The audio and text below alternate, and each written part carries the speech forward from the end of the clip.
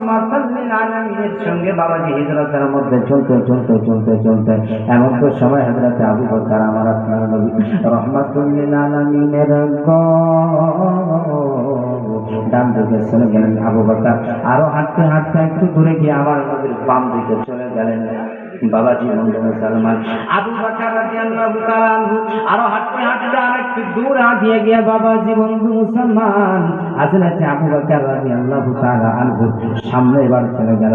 আবু বকর রাদিয়াল্লাহু তাআলা আনহু আবার আমার আপনার দয়ার নবী মায়ের নবী রাহমাতুল লিল আলামিন চলতে আরম্ভ করতেছিল। এই হিজরতের মধ্যে আবু বকর এবার নবী রাহমাতুল লিল আলামিনের পিছন দিকে কেন গেল? আব্বাজি বন্ধু মুসলমান রে, আমার নবী ডাক দিয়ে কয় আবু বকর গো,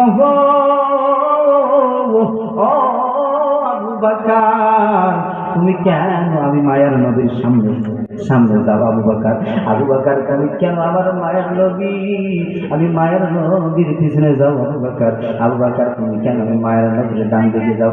আবু বকর ও আবু বকর তুমি আমার মায়ের নবী, কেন আমি মায়ের নবীর ডান দিকে বামে? আমি আবু বকর এই কারণে আপনার সামনে পিছনে যাই নবী গো আপনি যে দিন ইসলামের জন্য হিজরতের জন্য বার হয়ে গেছেন নবী গো, এই দুনিয়ার জমিনে ইয়া রাসূলুল্লাহ ও নবী গো, ও মায়ের নবী গো আপনি সেই দিন ইসলামের জন্য বাড়ি থেকে বার হয়েছেন নবী গো, আপনি যে ধর্মের জন্য আপনি যে দিন কায়েম করার জন্য নবী গো বাড়ি থেকে বার হয়ে এই রাস্তা দিয়ে সফর করতে যাইতেছেন। আমি আবু বকর আপনার সঙ্গে যাইতেছি নবী গো। ইয়া রাসূলুল্লাহ ইয়া হাবিবাল্লাহ, ইয়া রাসূলুল্লাহ নবী গো, ইয়া হাবিবাল্লাহ ও দয়ার মায়ের নবী গো, ও নবী গো এই দুনিয়ার জমিনে নবী গো আপনার শত্রুর অভাব নাই নবী গো, এই দুনিয়ার জমিনে কাফের বেঈমানের অভাব নাই নবী গো। ইয়া রাসূলুল্লাহ নবী গো, ও মায়ের নবী গো এই দুনিয়ার জমিনে এই কাফের বেঈমানরা যদি গাছের পিছন দিক থেকে লুকাইয়া নবী গো আপনাকে যদি তীর মেরে দেয় নবী গো, আমি আবু বকর সইতে পারিব না,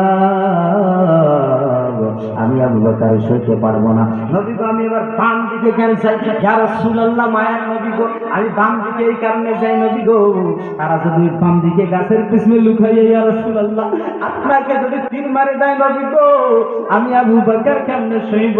ইয়া রাসূলুল্লাহ নবী গো, ও মায়ের নবী গো আমি আবু বকর সামনে কেন যাই? ইয়া রাসূলুল্লাহ নবী গো তারা যদি সামনে কোনো জায়গা থেকে লুকাইয়া সামনে কোনো গাছের দিক থেকে লুকাইয়া ইয়া রাসূলুল্লাহ মায়ের নবী গো আপনার নবীকে যদি আক্রমণ করে দেয় নবী গো, আমি আবু বকর সইতে পারবো না। ইয়া রাসূলুল্লাহ নবী গো আমি পিছনে এই কারণে যাই মায়ের নবী গো, তারা যদি পিছন দিক থেকে লুকাইয়া আপনি মায়ের নবীকে তীর মেরে দেয়, আমি আবু বকর কেমনে সইব? আমি আবু বকর এই কারণে যাই ইয়া রাসূলুল্লাহ নবী গো, ও মায়ের নবী গো আমি আবু বকর এই কারণে যাই যদি তারা তীর মেরে দেয় নবী গো, আমি আবু বকর সইতে পারবো না। জোরে বল না সুবহানাল্লাহ সুবহানাল্লাহ। নবী গো ও মায়ের নবী গো তারা তীর মেরে দিলে আমি সইতে পারবো না, আপনি নবী মুহাম্মদ আমি এই কারণে যাই তীরটা যদি আমি আবু বকরের সিনাতে লেগে যাই নবী গো, আমি আবু বকর যেন শহীদ দুনিয়ার জমিনে ধন্য হয়ে যাব। জোরে বল না সুবহানাল্লাহ। তাহলে আমরা বুঝতে পারলাম দেখেন ইসলাম ধর্মের জন্য সাহাবায়ে কেরামগণ কি করেছেন, তাই না গো? সাহাবায়ে কেরামগণ কত কষ্ট করেছিল এই ইসলাম ধর্মটার জন্য। আজকে বাবাজি বন্ধু মুসলমান এইখান থেকে দুইটা ধরেন দিয়ে যায়, এইখান থেকে দেখেন নবী মুস্তাফার যদি ভালোবাসা না থাকতো আবু বকর কিন্তু নবী মুস্তাফার সঙ্গে বার হতো না। বুঝতে পারছেন? আবু বকর কিন্তু নবী মুস্তাফার সঙ্গে বার হতো না।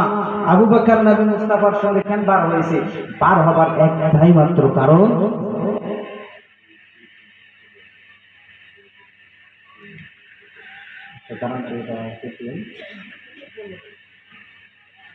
ঠিক আছে জি জি জি বন্ধু মুসলমান, হযরত আবু বকর রাদিয়াল্লাহু তাআলা আনহু কয়, বাবাজি আমি আবু বকর ধন্য হয়ে যাইতা।